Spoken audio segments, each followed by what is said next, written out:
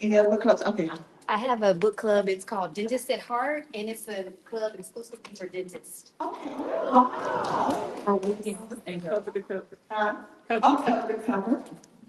Make a Mark book club. Okay, one. Alice is lit. Alice, good. Booked and boarded. Good morning. Oh, I'm sorry. Yeah.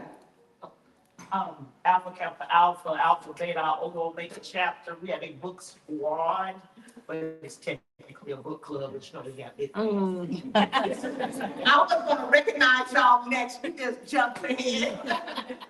You know, but since you already do that, I'm gonna go ahead, and if there's any Delta in my sorority that's in here, go ahead and raise your hand if you have any Deltas. So thank you, and the AKA, thank you. We have some amazing groups that just support the Dog Bookshops, so I think it's always in order to recognize these groups, and if you're a book club, please leave your information if you haven't done it with. We're trying to make sure people with the Dog Bookshop as well. Without further ado, Reshonda Tate is an award-winning journalist and acclaimed novelist whose works bring Black history vividly to life. She is the author of more than 50 books, including Queen of Sugar Hill, The Woman of the Street, and her newest novel was Love from Harlem. A former television news anchor and reporter, Reshonda is known for richly researched stories of forgivable character and deep love for Black communities and their stories. It is an honor to have Reshonda, and at this time of year, we are in a landmark year. That means 100 years when Black History Week was initiated under Carter G. Woodson, 50 years when it was nationally recognized. And to bring these stories to life, we have to continue to do the work. We cannot take our foot off the pedal or our ear will be lost into oblivion. So I am honored to kick off Black History Month with Reshonda Tate.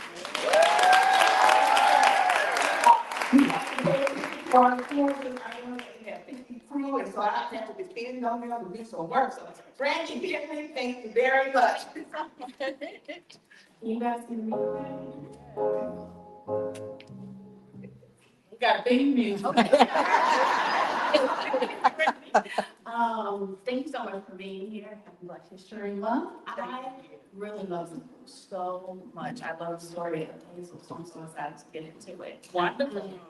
So my first question is, what was the moment you realized Hazel Scott needed a breakup?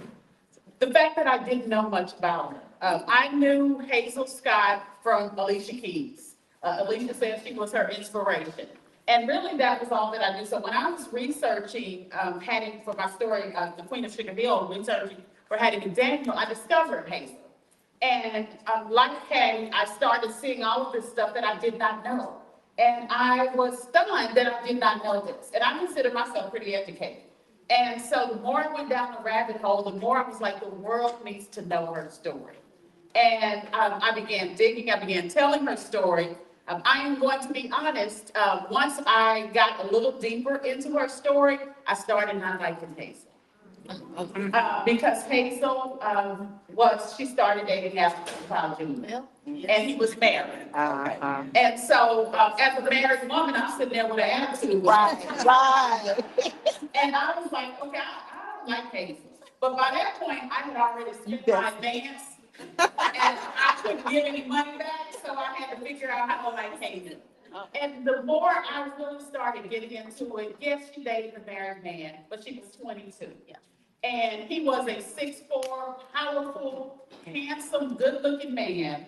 And I had to remind myself I was 22 one time. And, you know, the dude I should have been messing with worked at the gas station. So How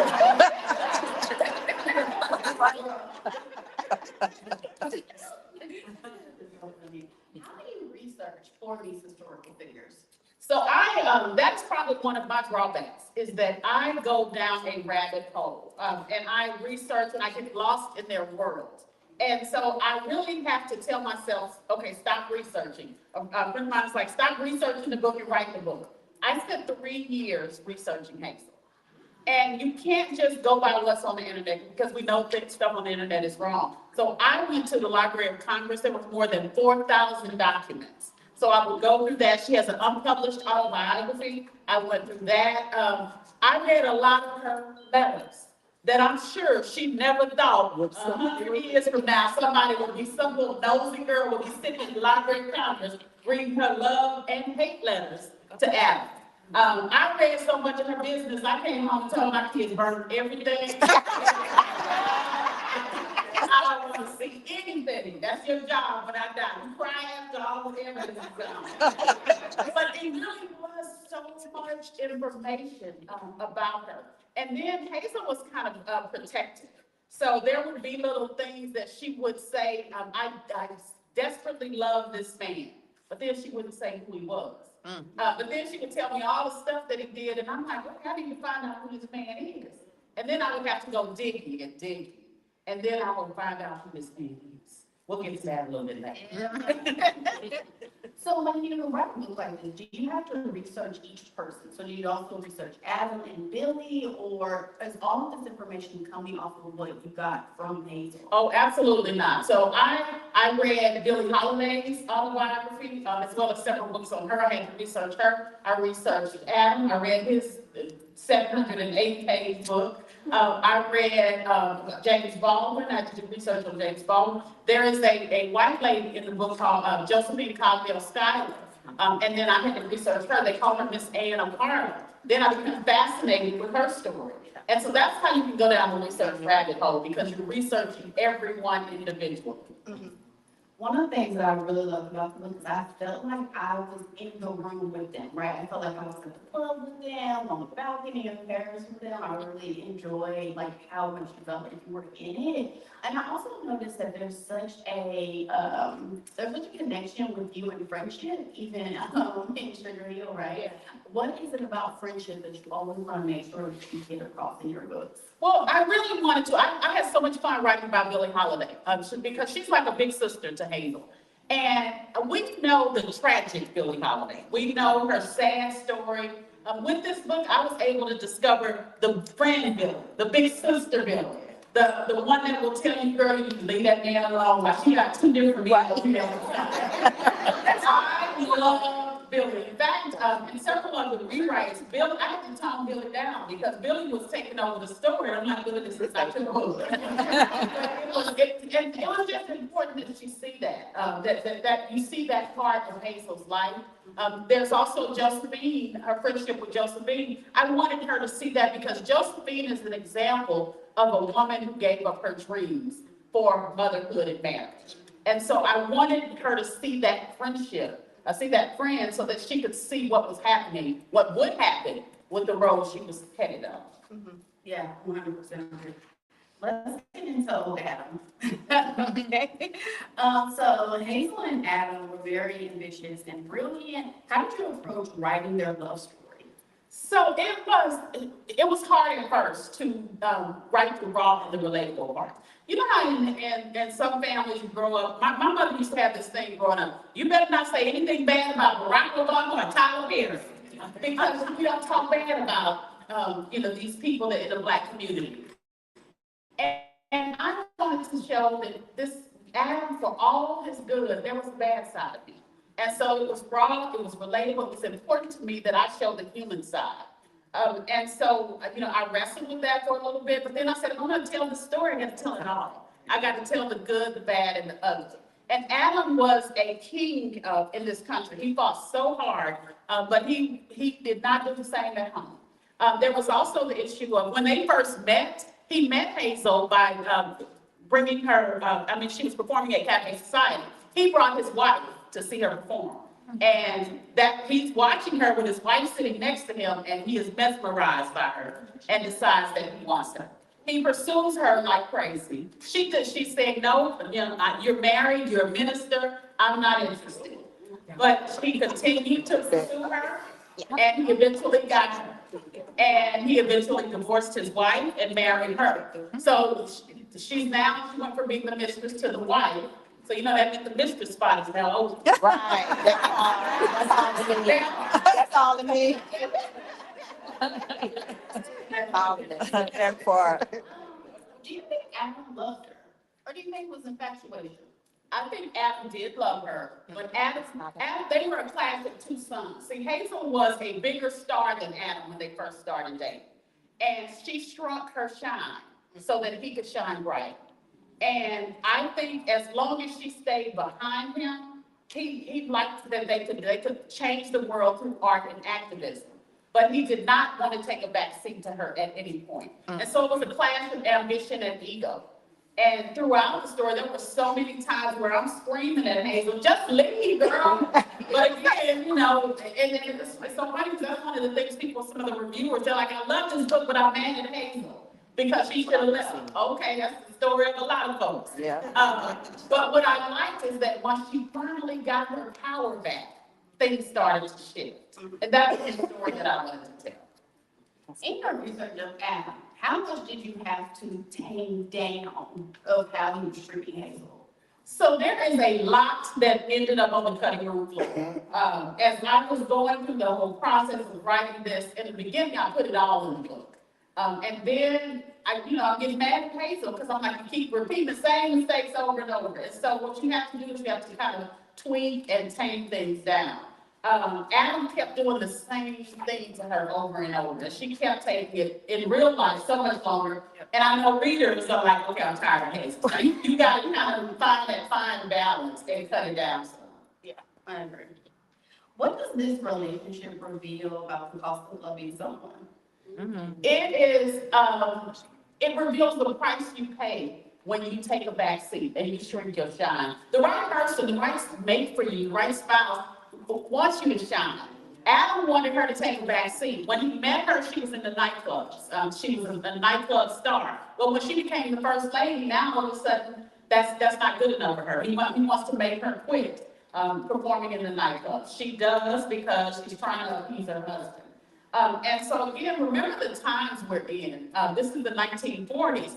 Women couldn't even have their own bank account. Hazel was one of the highest paid women and had to have a special accountant and special permission just to get her own bank account.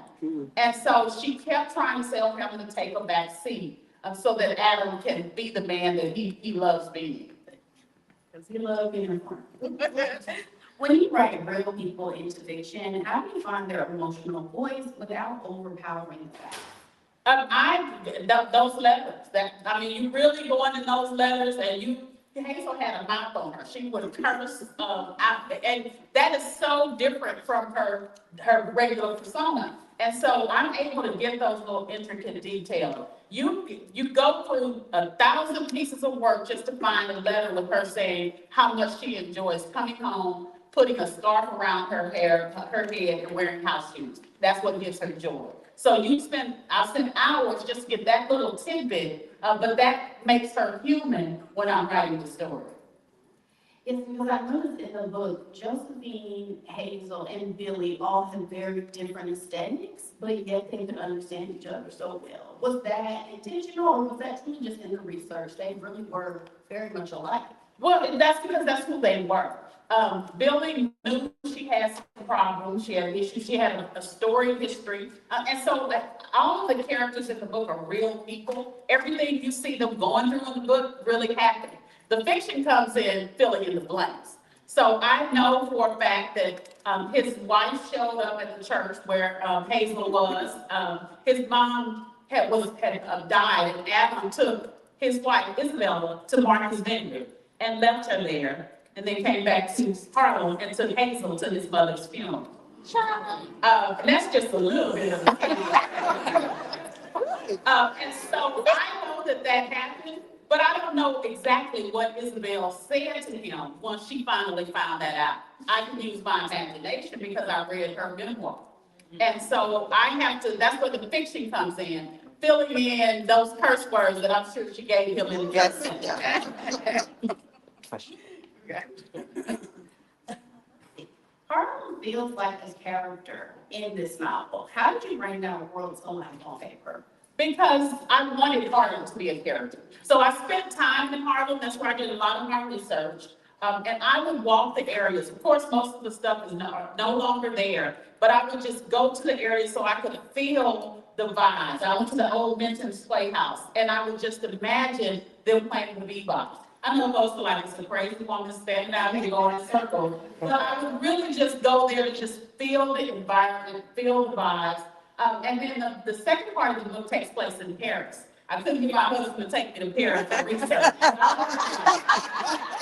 But it really is, so I had to make sure that I got the beauty of Paris and then the not so beautiful part. So you have to research everything from what did the studio look like in Paris in 1940, in 1950. So that's part of what takes the research, what takes so long, because they go on the balcony, Billy, and James go on the balcony in Paris. So some of y'all have been to Paris. So if I say there was a Starbucks on the corner, y'all gonna be like, there's no Starbucks on the corner in 1955. No. So you really have to make sure that you're doing your homework and your research so that I can set the scene and make it as real as possible.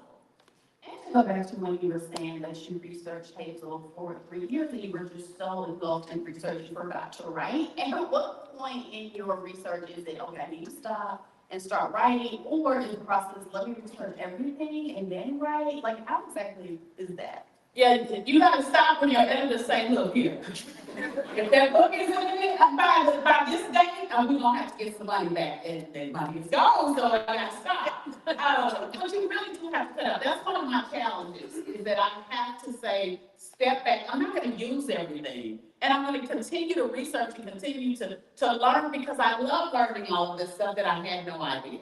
So I really do, going forward, I just say, I'm gonna spend my first 3 months researching, or my first 6 months researching, and cut it off. Because you still have to research some as you write, but I think I over-researched, and it slowed down the process. No, I understand. What keeps pulling you back to historical figures and real women's stories in your work? Because we don't know about them. The number of people that I am getting, responses from that say, I've never heard of Hazel Scott. And now I've gone down the rabbit hole trying to get information. That's what I want. I want people to say, even if I heard of her, I never even knew all of these things. I didn't know that she's the first Black woman to ever have a national syndicated show. Before Beyonce, before Alicia, before Oprah, there was Hazel. I didn't know that she sued diners because they wouldn't serve us. I didn't know that she went to the University of Texas at Austin, where I went to school, walked in, saw that her audience, she was doing a concert, saw that it was segregated and refused to perform. And the producer of the event was so upset with her that he said, you need to get out there and perform. And she's like, I don't perform to segregated audiences. So keep in mind, this is 1940s in Texas. And he's like, Gail, you have lost your mind. And she says, no, you have lost yours. Read my contract. He called the Texas Rangers on her. They had her escorted out. And she left Texas with her head held high and the check in her back pocket. Why do we know this? Why do we know the power of a woman in the 1940s and 50s that had that kind of power? So that's why I want to make sure that we continue to resurrect those stories and reclaim the narrative. When they try to tell us that we're not powerful, we can think about people like Hazel Scott. We owe a debt to Hazel Scott and all of these race icons, especially in a time when they're trying to erase our history. It is more important than ever that we continue to reclaim that narrative. Yeah, that's so important. Were there any scenes you struggled to let go of, or wish you could have expanded throughout the book? Yeah, there were quite a few. I mean, my editor was like, you got to cut 30,000 words when I turned the book in. I was like, but everything's important in here. She said, people don't read, I'm from Rock Obama, they not going to read 700 pages. So it was hard to cut because everything that made the book, I was like, it needs to go in here. So I had to figure out how to take the whole scene of the University of Texas at Austin and condense it to a few lines. So that, we have those types of challenges. But one of the hardest scenes to write, there is a point where everything becomes too much for Hazel. And she has a breakdown. And they are giving her shock treatments. Again, I'm supposed to be writing, and I'm sitting in the Library of Congress with my mouth on the floor as she's talking about shock treatments. So now I have to go research how they did shock treatments in 1950. And then I'm mortified at what they were doing to her. And so that was a very hard scene to write because she was ready to give up and check out of life. And she looked up and she saw her son looking at her. And at that moment, she decided I needed to shift because my son is watching. And that was a powerful moment for me, but it was still hard to watch the weight of everything come bear down. Yeah. Speaking of motherhood, that changed her so much in the book. Did you enjoy going down that path of watching her change once she had her child? Oh, absolutely. I loved writing about Skipper was her son. It was a little hard because Skipper is still alive today. And Adam Clayton Powell's the third, and he lives in New York. He's in his late 70s, but he's very vocal in his mother's legacy. And I wanted to make sure that he would read the book and be like, what is this trash you wrote about my mom? So I tried to make sure I crafted their relationship based on everything based on her own words so that there wouldn't be an issue. Yeah. How do you think motherhood changed her understanding of success and sacrifice? It helped her realize what mattered because for a while, all she was about was, I want my career. Harlem and my music is everything. Motherhood just helped her refocus on other things that were important. And she loved being a mother. She really did. She loved being a mother. Let's go back to Billy. What did their relationship symbolize to you? So Billy was a big sister who they met, and Hazel actually became famous on a national level because Billy gave her a chance. And so for me, it was just the epitome of sisterhood and helping each other out. Billy was performing at the Cafe Society, and she was leaving to go on tour. She wanted Hazel to take her spot. Hazel had been a child prodigy, but she had not been performing on a national level.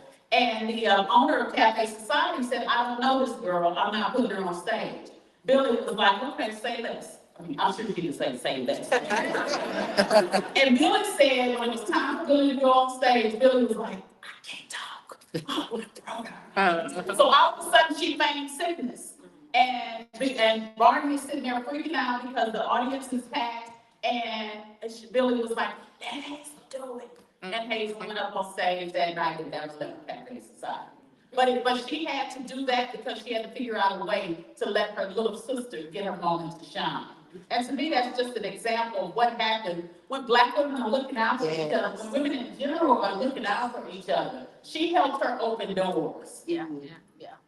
No, you took my next question right out. So I was going to say, what did Hazel and Billy understand about each other that they couldn't express freely?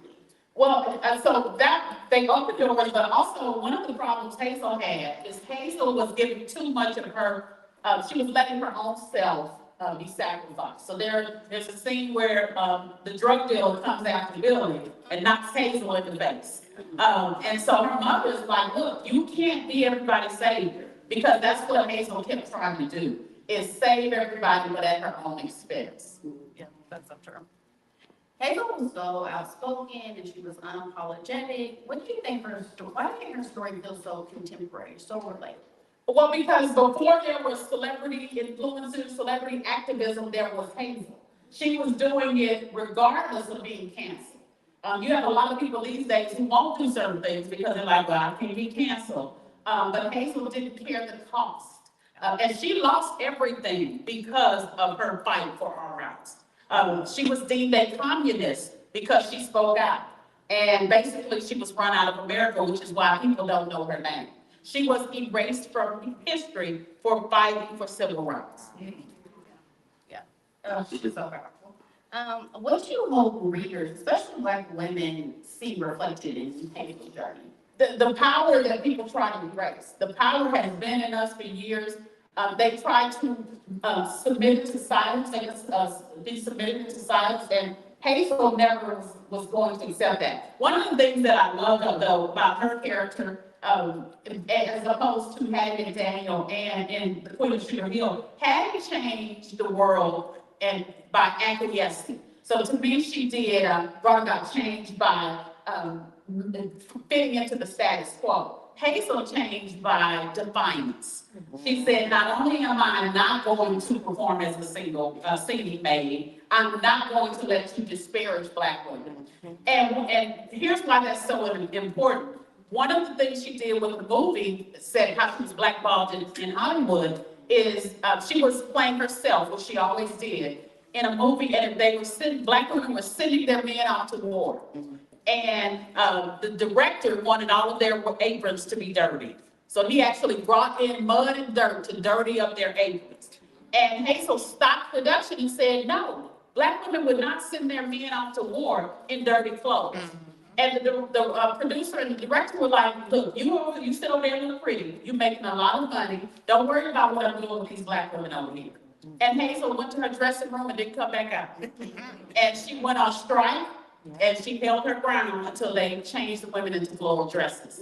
Now, that may seem like a small thing, but think about people sitting at home. Think about people coming to the movies to see this very popular movie with Mae West. And they see these Black women in beautiful floral dresses with their hair done, as opposed to dirty, scrappy looking women. And so it has been an ongoing fight to change a stereotype and a perception when all they have seen at the time are Black women as maids and servants. Yeah. What moment in Hazel's life still sticks with you today? If you think about it? So there are a lot of them. I'm going to tell you the relationship. So while I love her marriage to Adam, the relationships in Paris. They stick with me a lot. And I don't know if it's because, and so this is a spoiler because this is common knowledge, but the man that she was talking about how much she loved, and I'm looking through it and I can't find it, and she will only call him Q. And so I go to another book, and I found out that Q is Quincy. And I'm like, Quincy Jones, oh, here's me. And I go down a rabbit hole trying to find out about this relationship with a 19-year-old Quincy Jones in Paris. And I had so much fun digging down and finding this relationship. Because of how, and he admits, he said he dated her and he loved her, same thing. And so writing about that and discovering their relationship was a lot of fun because of what happened at the end. And so you got to read that about Back to Adam, when you're doing this research, now somebody was talking about Adam. You side-eyeing them, or are you like, I still have a lot of respect for the work that he did? Well, I've been side-eyeing them. I love Godfather of Harlem. I'm been side-eyeing them. But you know, you can still respect the congressman and have a side-eye for him as a husband. Because he did a phenomenal job in bringing about change. From the moment he walked into Congress, he actually was the second Black congressman. But a lot of people credit him as being the first because the first Black congressman was a quiet, go along to get along. I'm gonna sit over here in the corner and not raise any kind of ruckus. That was not Adam Clayton Powell Jr. He walked in the door causing problems at Congress. The cafeteria was only for white congressmen. And he walked right on in there with a photographer. And so they're like, okay, you can't come in here. He turned to the guy from Newsweek. Did you hear him say what? Get pictures of him. Going on in there and eating his being soup. And so little things like that. He stood on the floor of Congress and used profanity, cussing folks out on civil rights issues. He actually called the first lady the last lady of the land. And it made the president so furious that it was in the newspaper, he called Adam the N-word. And Adam was like, I'm the baddest N-word you know. So that was just, you can have that respect and at the same time be on, you know, this man and his women, plural. Plural. What do you want readers to take away from Hazel's story? Just the debt that we owe, her to say her name, to continue to tell people about her, and to learn. I love that people are finishing this book and going, I was so entertained, but I learned so much. So I love being able to merge both of those. Yeah. If Hazel was sitting in the audience right now, what do you hope that she would feel in this moment? I think she would feel proud. I feel like she talked to me the whole time. My family said, please stop telling people that. You sound crazy. But she did. She talked to me this whole time. Initially, she wanted to sugarcoat her story.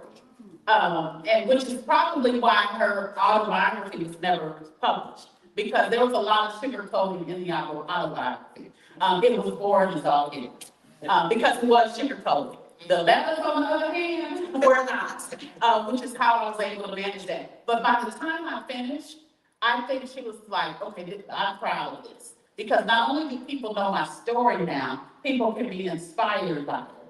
And you can learn some of the things that she stood up and stood for. And I've already seen it. People are feeling inspired by that. People feeling her power. And I want readers to take some of that away. Yeah. I want to go back to the research part just for a geeky moment. But when you're doing the research, do you write in order or is it written out of order? Oh, no, it's definitely written out of order. Because the minute I found out about Quincy, I read that whole story. But that doesn't come until later on in the book. So I write kind of what I'm feeling in the moment. And then I use a program called Scrivener, which is like index cards where I move everything around. So you really gotta write what I'm feeling, what I'm inspired by in that moment, and then I put everything in order. Yeah, okay, that's what I love that. My next question, let's see, we are rolling through these. Sorry. Let's go back to Billy. What is one thing that you took away from Billy's story that is sticking with you? Billy was extremely sad about where she was in life. She wanted different, but she was also at a time where women were, women didn't have particular rights. There is a scene, everybody knows about her, or a lot of people know about her being arrested in the hospital on her deathbed for drugs. But the whole reason was because Louis Armstrong was going to be arrested. And they were like, we're gonna sacrifice the woman instead of the man. So her agent, who also happened to be Louis Armstrong's agent, said, I'll give you Billy, but don't mess with Louis. Wow. And so it is those types of things that she had to deal with all the time. When she went to jail, they told her agree to admit to doing drugs and you can go to a rehab. And so she did. But as soon as she admitted and stood up in the courtroom, the judge was like, I changed my mind. You made too much money. You got this song, you're going to prison. And so the thing that I hated for Billy is she was beat down almost every day. And it took its toll on her. But I do love that she walked away into Billy. She was so funny. Yeah, so I love, Billy was my moment of levity. I loved telling her story. Back to the research part really quick. Shoot, I just saw I'm trying to thought I had a question right off to my tongue. Okay, so with Billy, how much into Billy's story did you feel like needed to be into Hazel's story? Because they are friends, like you see a lot of dialogue between the two of them. How did you determine how much to put of Billy's friendship with Hazel? Well, like I said, I put everything in the beginning, and she was overpowered. Because there is a point, I mean, she was forever fighting with a man, she was forever getting into some drama, and it became overpowering that I had to kind of taper her back some. So I put everything down, and then I rewrite, because I believe good books aren't written, they're rewritten. Okay, my question came back. I think so. You said that Hazel was talking to you, right? Because we hear that from a lot of authors, right? The characters come to a friend and they are talking to them. When you started researching, is that when Hazel started talking? Well, when I first started this book, Hazel, the prim and proper woman, was talking to me. That's the one I didn't like, because I was like, your story is boring.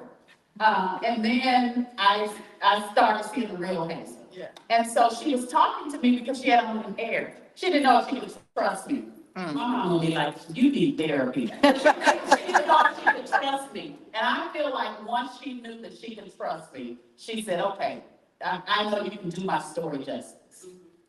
If you could describe this book in 3 words, what would it be? Ooh.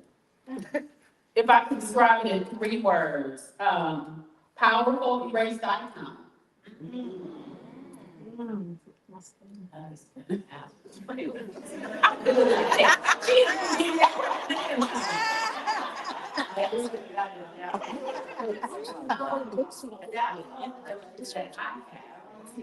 Keep that. Ask me questions that they had. I'm gonna turn to the audience. Okay. Anybody have any questions? About the book to Reshonda? Oh, okay, that's something, sorry. I see a hand up over there, I'm like, oh, I ain't gonna make it all the way over there. Good evening. So when you're writing your characters, or even your book, is it easier to handwrite or is it easier to use technology? Girl, I couldn't handwrite. I'd be like, where was that chapter would be? I would write it down and I'd never get a book finished. I would never know where I put the piece of paper that I wrote on. No, I do everything on my, and I need a laptop that goes to the cloud. So that when I drop some water on this one, I can go over there and get it. You had a question on the side. Since you have really so much, you think you were writing a book about her story? A lot of people ask me that. People are constantly like, Billy needs a story. Billy had a whole lot of stories already written about. I do love that I discovered a lot about her. Even her autobiography was full of lies. But she later admitted that. She was like, people want the drama with a cherry on top, so I gave it to them. But her real story actually was fascinating. I don't know if our publisher will go with it because it hasn't been told so much, but business. All right, and then I got two girls. Okay. Yes. So you said that, I really want to understand what made you take this interest in her, because you said that when you started your research, you thought she was boring. So initially said Alicia Keys, just hearing Alicia just talk about her, that was what made you take an interest? Well, that was the way I discovered her. That was really what I knew her for. And then I saw her during Hattie's research, and I was intrigued with all of that she was doing. The first this, the first that, but it was once I got into her life, and I was like, okay, this is boring. She all cream and crackers, no juices, no tea. Because that was what she wanted everybody to see. But it was once I started researching outside of the image she portrayed that I got to know the real her, that I was like, okay, I'm feeling Hazel because I can't relate to a perfect person. And that was what she put across because she had been so used to being beat down and getting in so much trouble. She wanted everyone to see the picture perfect Hazel. And that's who I saw once I first started researching. And that's the part that I was like, we can't relate to the picture perfect people. But the more I dug, I said, no, she's a human like us, but she has some power that the world needs to know about. So everybody can hear the question. She asked my question. I was going to ask about Billy, but I know that this is like your second historical fiction book. So is there any other woman that we need to know about that you're thinking of writing? So I love historical fiction. My publisher, it doesn't think that Black women, doesn't think there's a market for it.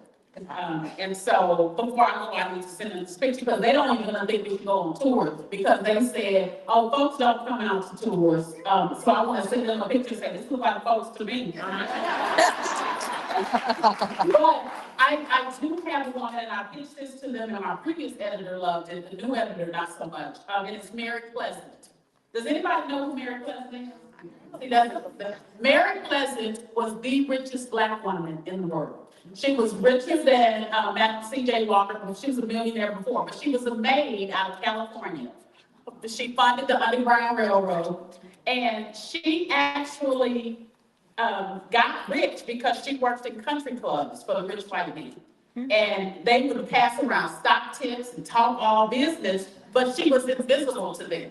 So as she's taking their cup, they're talking about some major stock they need to do. And she's banking it all. And she's taking her little salary and she's making a killing. Oh, yeah. She made so much money just from being there and being, so it's not even like she was eavesdropping. They talked in front of her because they dismissed her.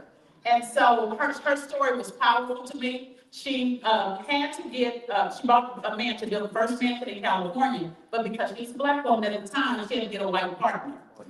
So she had a white partner, a really nice man who was the front. She moved into this mansion as the maid and it was theirs, but it was actually her mansion. He turned around, he died.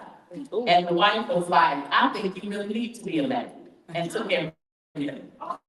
Oh, that's So, nice. nothing. Oh, my. We want three more and it's in my hands, the last one, so we got nothing, two more.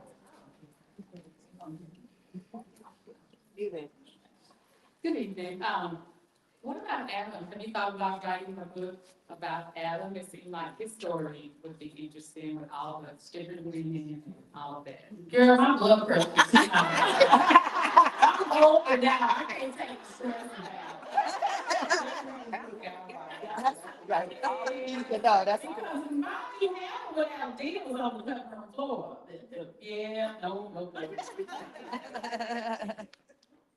Hello, being a Scot, I'm gonna have to research whether Hazel's kin, but that's another story. But I'm very curious about her upbringing, anything about her upbringing. What did her parents put in her, for her to be that, she knew her worth? Yeah. And also, was it because she was such a, great pianist that she was able to stand her ground, because she was very talented, it sounded like, so I'm just curious, what made her who she is? She actually was a prodigy. She was accepted to Juilliard at age 8. But they didn't have anything to do for 8-year-olds. So they had one of the Juilliard professors ended up teaching her on his own. But her mother was an entertainer as well, and her father was a scholar. But they were from Trinidad. And so she grew up trying to prove something. She is the only one of her other children that lived. And so she had a brother who died because the doctor had a dirty scalpel. And so she felt like she needed to prove that she was worthy of living. So she grew up feeling like she needed to prove that for her mother. Okay, I talked to our team, I know I see a lot of hands. Okay, I'm serious now, I'm serious this time. I'm thinking, they give me the sign, okay, 1, 2, and we go, that's it, that's it, I'm gonna count you up, and that's it. Don't listen to me, okay? I'm just like, the elder, so you did that to me. Oh, I'm sorry, I'm sorry. Who would you consider your literary influences? Oh, that was a good question. I have a lot. I'm an avid reader. So I love reading all types of books. I love discovering new writers as well. And so, but literary influences, it will definitely go back to Maya Angelou because I Know Why the Caged Bird Sings was one of the first books. And so I go from I Know Why the Caged Bird Sings to Judy Blume. Because Judy Blume, and I must increase my blood. Okay. Loved it. So, yes, Judy Blume was a literary influence. Hi, I'm Crystal Hawkins. Nice to meet you. Okay, so to keep it short, simple. I am a toddler mom, and me and another mom work together to do social events for moms. One is coming up on Saturday, and we're going to do a small little portion where we're doing an affirmation activation where we're writing love letters to ourselves. So my question for you is, as a mom, I think yours are older, but as a mom. Yes, child, I'm going to that stuff, sorry. Oh, yeah, I get that. I was a lot more child moms. Like, what would be some advice, just even related to the book, about being a mom, overcoming those challenges that you never knew could happen in terms of motherhood, and, you know, figuring out like a way to love yourself? Yeah, but Billy gives the best advice for that in this book. She says you have to love yourself in order to be the best mother to your children. So often we lose ourselves in motherhood and marriage. And so we have got to give ourselves permission to be, to shine, to explore our power without constantly putting ourselves on the back burner for everything and everyone else. Including my children. I'm just now letting mine go. And they're grown, but I have to step back and let them go. The let them theory is my new Bible, because they call me with a problem and I say, that does not sound like a concern of mine. and my daughter was shocked, but you know what happens every time? They rise to the occasion on their own. Yeah. And so we really have to learn to give ourselves permission to put ourselves first. Yeah. Thank you. Good evening. Thank you for this book. And I want you to know that I saw Hazel Scott on the Ed Sullivan Show, read about her in Jet magazines. Of course, I'm dating myself. Thank you, guys. But I like how you brought out characters like the woman who was in Imitation of Life. How did you find out about all these people and that Scott had a role in Casablanca? I like how you revealed all this. So you talked about your research, and then this periodical that Adam Clayton Powell wrote for, did that The really? People's Voice, yes. Right, and so just tell us the process for discovering all this, of course, through your research, of course, but what sources did you use? So everything from the Library of Congress to newspapers. So imagine my surprise as I'm looking at Hazel writing a letter to someone. She's so sad because she lost out on the role in Paris Blues. She was going to star with Sidney Poitier. And she's like, I lost to some unknown actress named Diane Carroll.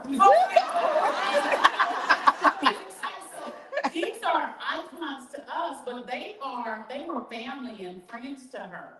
Nina Simone, she was her mentor.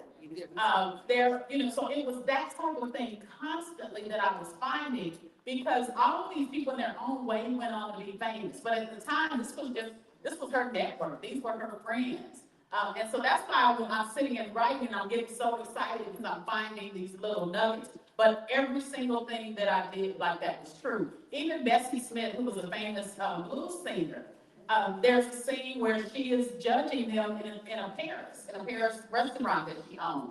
But that came from her autobiography, where she talked about Hazel and Quincy coming to this restaurant. So I would read a whole autobiography just to get that little nugget. Wow. Okay, thank you for everybody that had questions. Thank you for your attention. We do have to wrap up. I do want to be very loud. Like you said, there's a lot of challenges in the industry, especially when it's historical fiction. But this is just a proud moment for us, because 17 years ago when we opened up, people was trying to figure out how we're going to be relevant. It's because we were telling great these stories to the forefront. They helped us last so many years, because our culture is very powerful. We don't wait for the industry to sing us up. We dive into it and find out what is relevant to us. And we're celebrating 100 years and digging into all those stories. So I thank you so much for bringing it to the forefront. I think it all was really good. But, okay, we're gonna have to be loud real quick. I'm gonna be very, very loud. I want her to be able to share this on her social media about what we did in Texas. Yeah. Okay?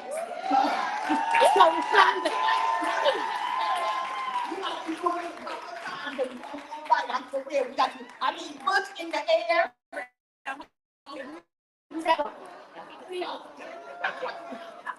So this is, you know, I get a pen like you just.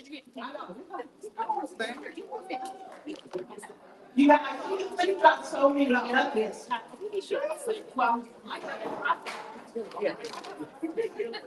You got one right here. Yeah, because we don't know how to do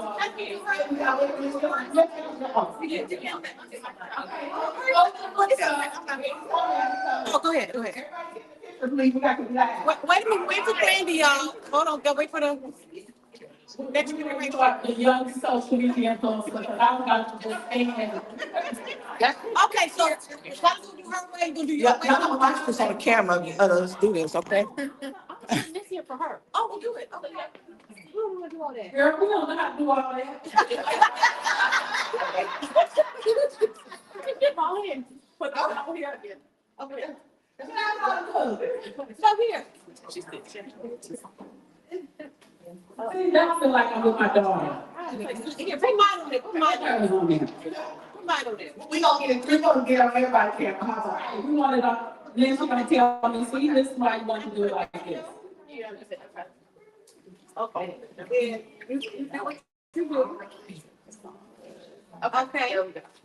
All right, hold yourself or you'll go around. And we'll say, just wave and make noise. Okay,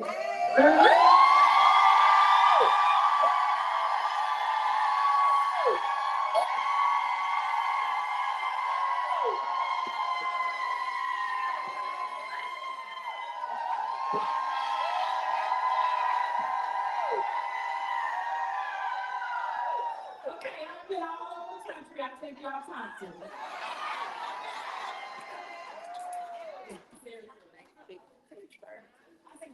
I am not just saying that at all.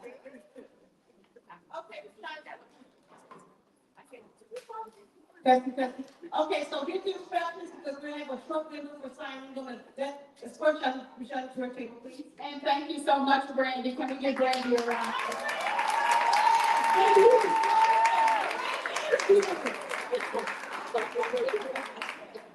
Okay, now listen, we have. Okay, don't make a bad dash or anything. I'm just telling you to get over. Are we gonna bring QR code back up so we can get a survey? We want a survey. How to make this better?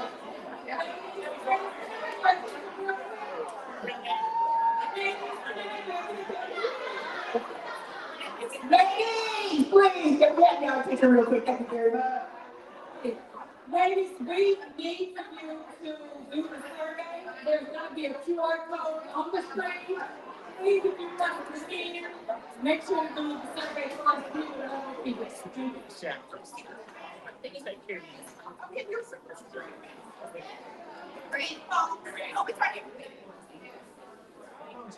I'm getting that survey up.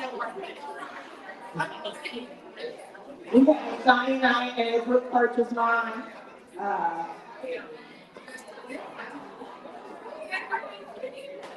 Are you already?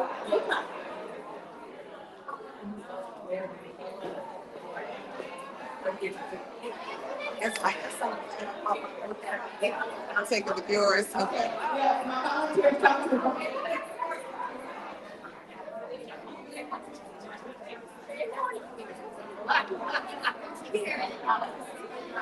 Okay, we'll take a look at it.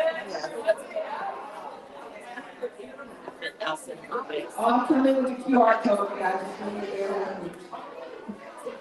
I'm talking to Shannon. I am Tori Jones, and I am with the executive club. We have 6 members. Um, Sheila Williams, Victoria, Gail Searles, Pam McNulty, Beverly Walker, and Dr. Van Wall. We are the eclectic club. Here in the City Hill I'm Library. gonna get you the QR code. We got time to get Tammy Diane this Friday.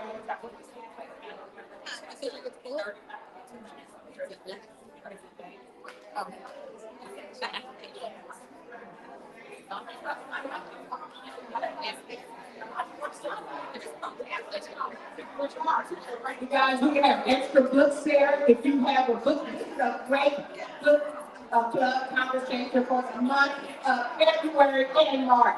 So get as many books for your organization, for your group. This is a great read. Oh my God. Signing, I think so, yes. Y'all are in the signing line. We're in the purchase line. I'm gonna do the searches. Because I wanted to get to December.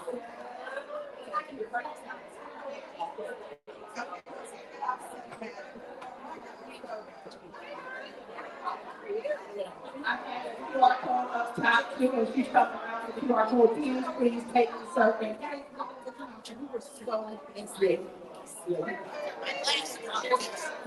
I was at the smoothie king yesterday for my husband, and I never done smoothie. So I took it I think I need glasses. Okay. I can't answer the board. Great. Please make sure you write your name beside the book, so the name can go. Bring that. Yeah. Bring it. Oh, bring it.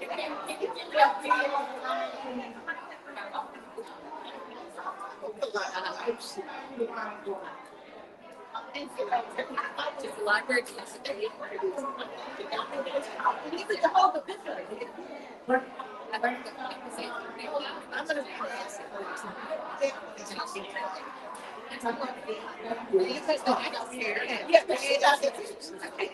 that's what I thought on my calendar, and then I thought, well, maybe I'm at 60. Thank you. I'm trying not to get y'all picture. I'm like, hey, nice to meet you.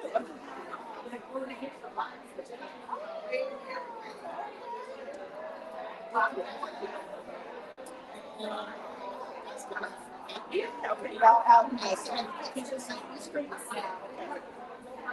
was just trying to open. Because I was trying to get it there.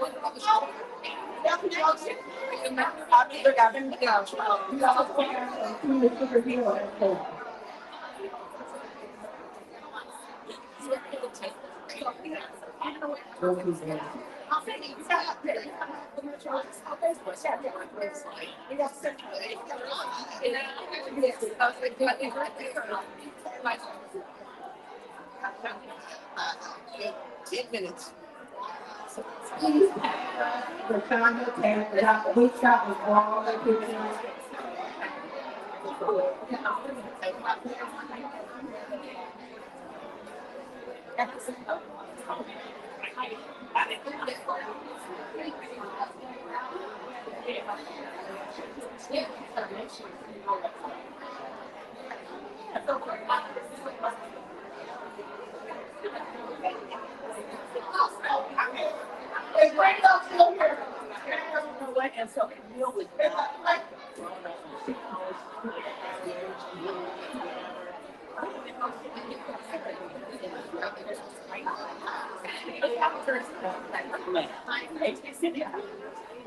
Okay, we do have an African American man, and I think I have one on here, and somebody reminds me that he's about the upcoming release.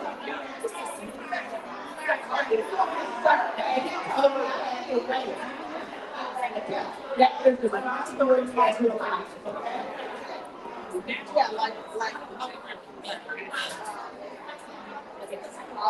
Right. Yeah. That's right. And she has to sign. Anybody need a post ready?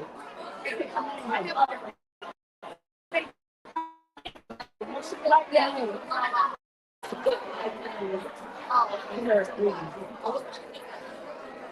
I look like it's there because I recruited and I pass them to someone.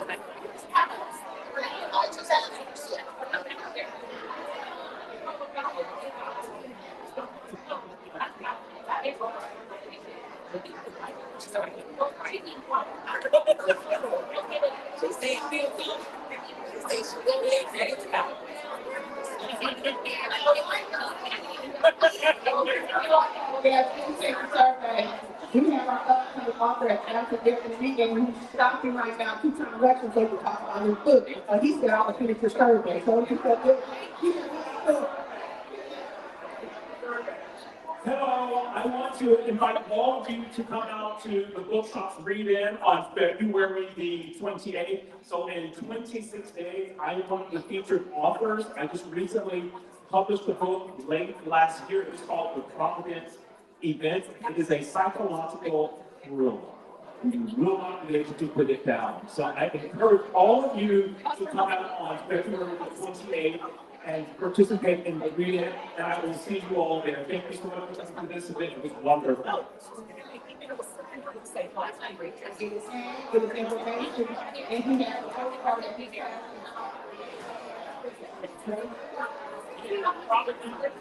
The Providence Event.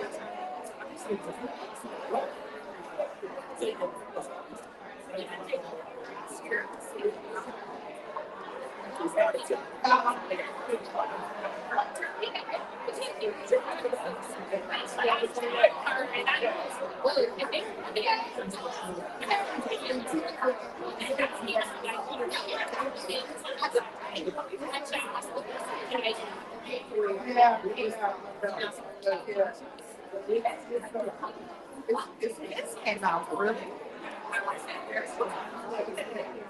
For the those that are in, I was at Founders Day, I did bring some bookmarks for our teacher, author, she's a children author, who's over the book. Colette Curd, she was featured on WFAA yesterday morning. Like, I'm gonna, if you're, you like to take on the. So, feel free to take a bookmark. It's a children's book for Colette Curd.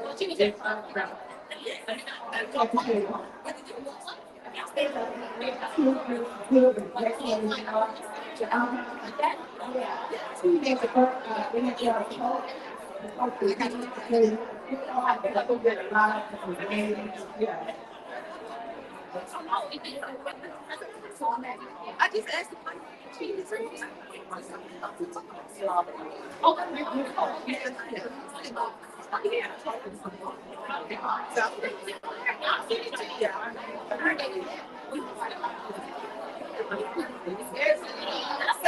Why you waiting?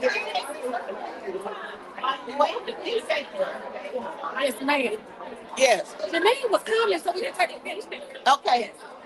I just take this food and I bring it right back. Get your copies, tag us in all pictures.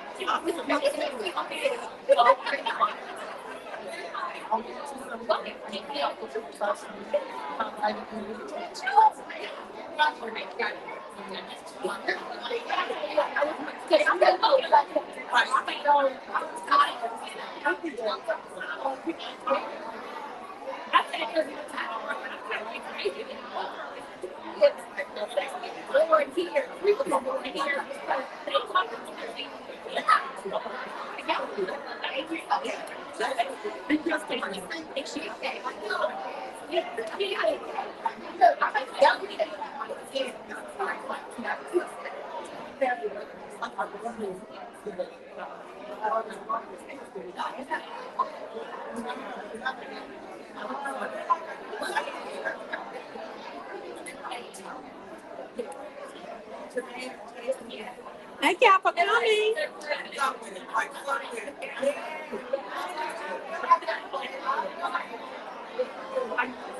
Our team does an excellent showcase of books. So if you want to be included in the video, just send your pictures to 817 817-296-0288. 817-296-0288. If you need to text your pictures, or you can tag us.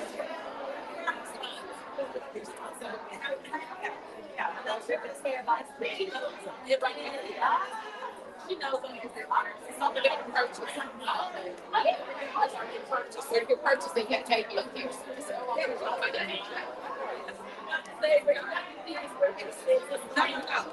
Wait, they have to put that there. Oh, yeah. Okay, thank you.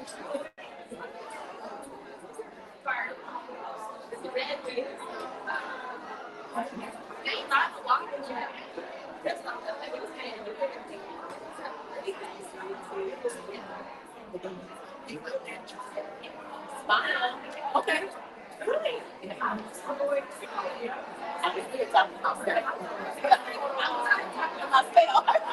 You smiled at my camera, but you in it now. I was like, okay.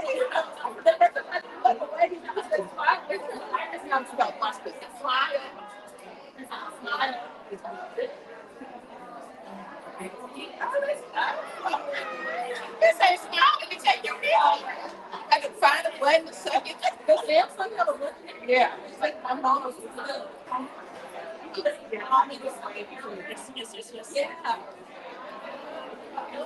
Yeah.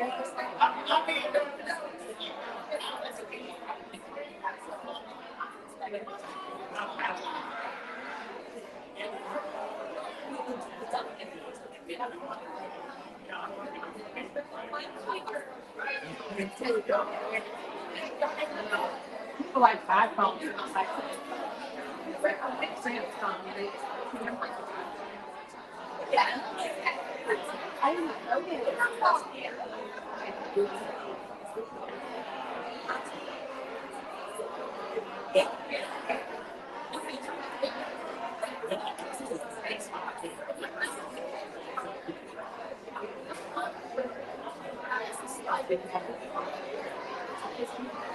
Oh, you got your Share your pictures, tag us or send to 817-296-0288.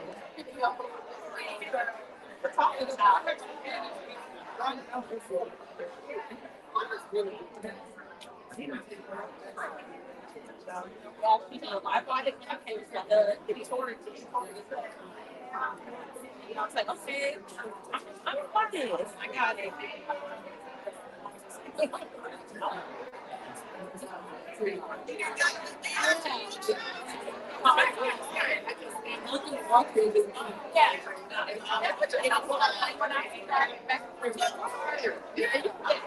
Yeah. Oh, like, or sometimes I do both. Like I'll have it playing in the background. Yeah. Yeah.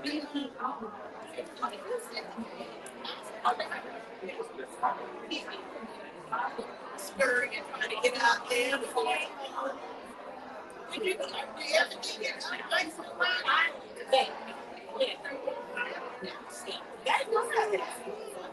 Even in our parking lot, we went on that because even I, when I went into the parking lot, we got I parked like awkward, you know how to just get it, and you just park in the same place all the time. This was our parking lot. It was like, I used to, they were wrong. And guys, they were pulling up. And I got out the car. I always keep out the raincoats in the car. And the guy just fingers out, they looking at me.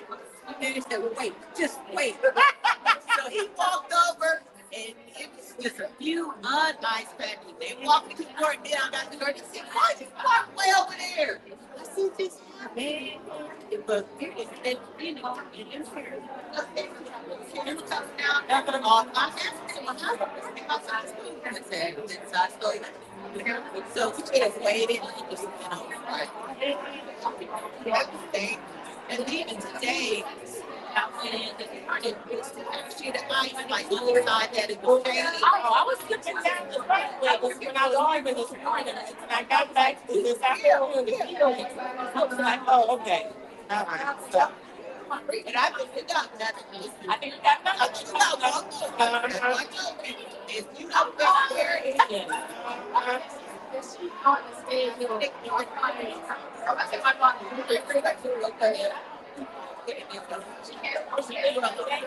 Oh, okay. And we're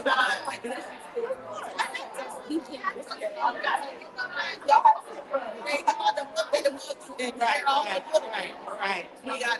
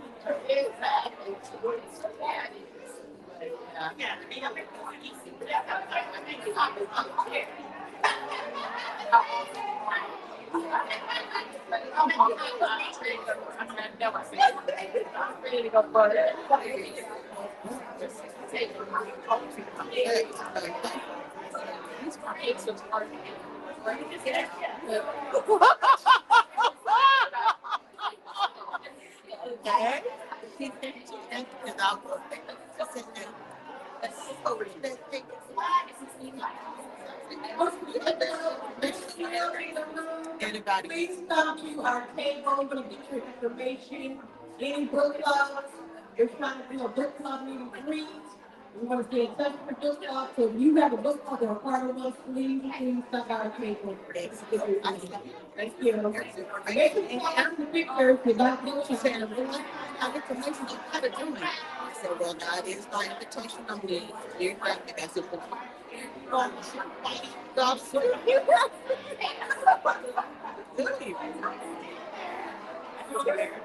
Yeah. And these kinds of things will give you out all types. Yeah.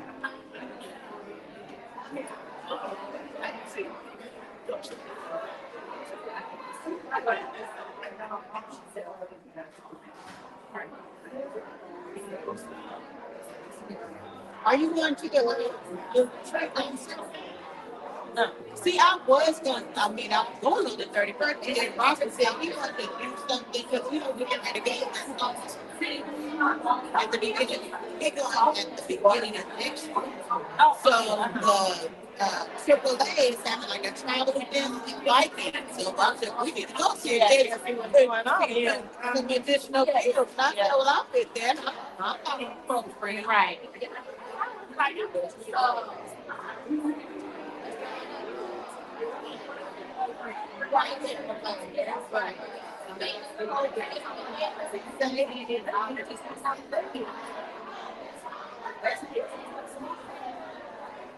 Who drove the buses forward, but anybody?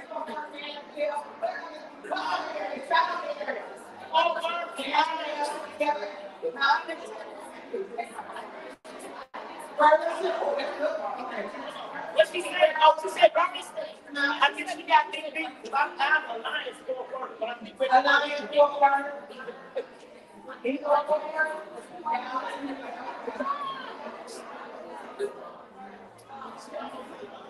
You got the whole North Texas here, you guys.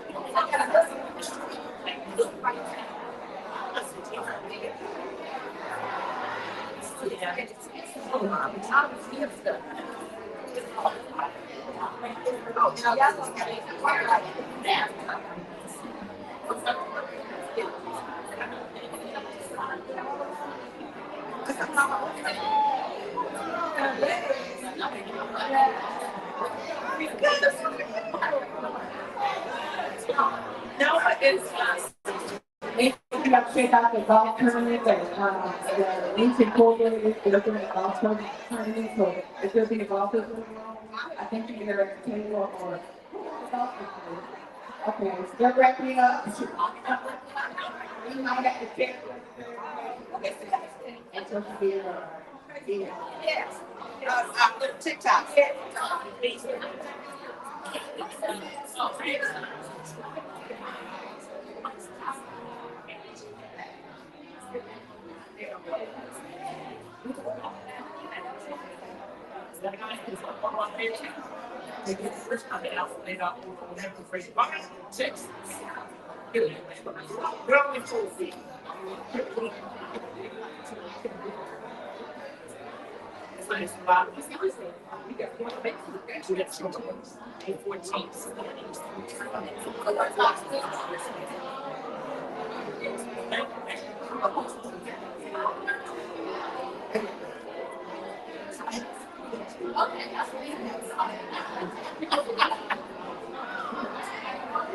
Share your picture with Reshonda, tag Reshonda, or tag the dot good shot, hashtag Reshonda Tate, hashtag the dot good shot.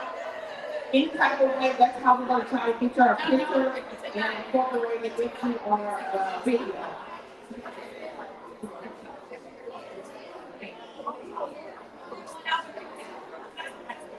Or you could definitely email 807-296-0288. 807-296-0288. It's on our business card as well.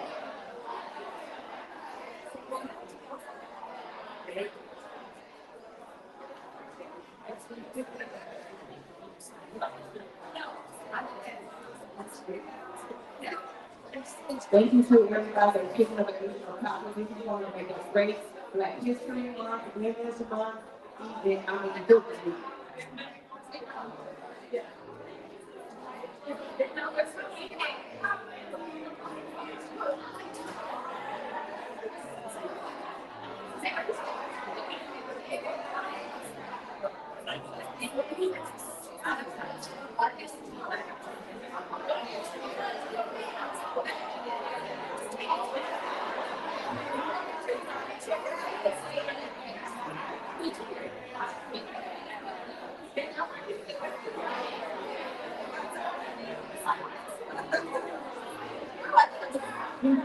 Remember, ladies, this coming Saturday, we have that right at the bookstore. So we're not doing things, please come out and support him. We got a new book called The Right Time. Oh, yeah, I need to. It's 6 p.m. at the Doc Bookshop.